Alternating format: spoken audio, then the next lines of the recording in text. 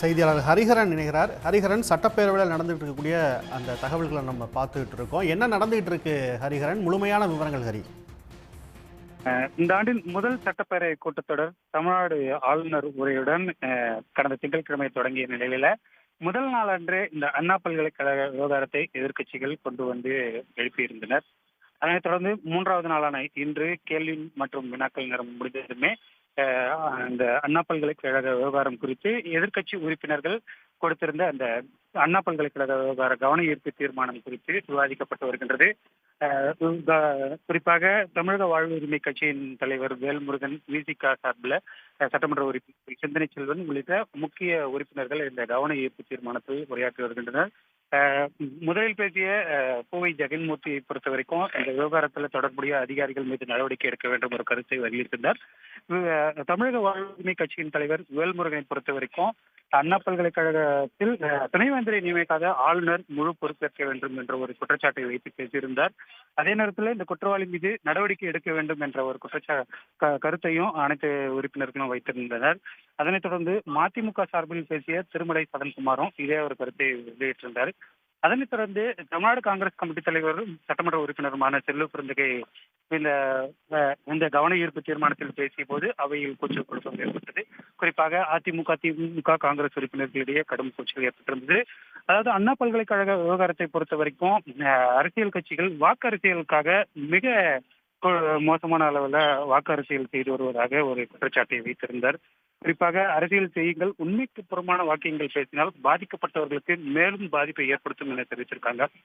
யார் இந்த சார் என்ற வாக்கியத்தை வைத்து அதிமுகவினர் தொடர்ச்சியாக அண்ணா பல்கலைக்கழக விவகாரத்தை எழுப்பி வரும் நிலையில பாஜகவும் இதே கருத்தை மேற்கொண்டு வரும் நிலையில ஒன்றிய தொலைத்தொடர்புத்துறை ஒன்றிய அரசின் கட்டுப்பாட்டில் தான் இருக்கிறது.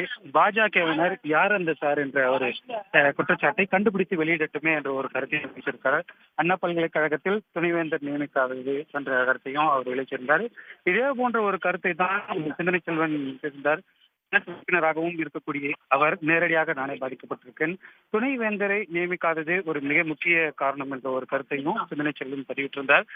செல்லூர் பெருந்தகை பொறுத்த வரைக்கும் தவறு செய்தவர் யாராக இருந்தாலும் இந்த ஆட்சியில் நடவடிக்கை எடுக்கப்பட்டு வருகின்றது என்ற ஒரு கருத்தை வைத்திருந்த போது கடந்த காலங்களில் இருந்த முதலமைச்சரை போன்று தொலைக்காட்சியில் பார்த்து கொண்டு தெரிந்து கொண்டேன் என்று கூறாமல் தவறு செய்தவர் யாராக இருந்தாலும் அவர் மீது நடவடிக்கை எடுக்கப்பட்டு வருகின்றது.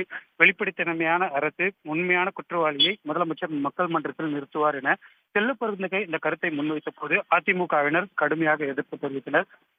முன்னாள் முதலமைச்சரும் தற்போதைய எதிர்க்கட்சித் தலைவர் எடப்பாடி பழனிசாமியை மீதான குற்றச்சாட்டிற்கு அதிமுக உறுப்பினர்கள் கடுமையான கருத்தை எதிர்த்து பேசினர். அதற்கு பதிலளித்த அவை முன்னவரும் அமைச்சர் துரைமுருகனும், அதாவது யார் எந்த கருத்தை வேண்டுமானாலும் கூறலாம், கூறும் கருத்தில் தவறுக்கும் பட்சத்தில் உரிமை மீறலை கொண்டு வந்து நடவடிக்கை எடுக்கலாம் என்ற கருத்தை தெரிவித்தார். அதே நேரத்தில் ஒருவர் கருத்தை கூறக்கூடாது என கூறுவது தவறு என துரைமுருகன் கூறியிருந்தார்.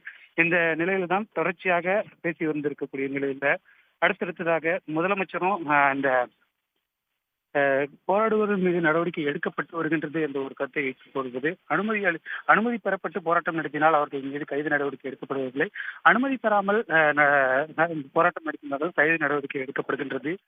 உடனுக்குடன் செய்திகளை தெரிந்து கொள்ள சன் நியூஸ் பெல் ஐகானை கிளிக் பண்ணுங்க.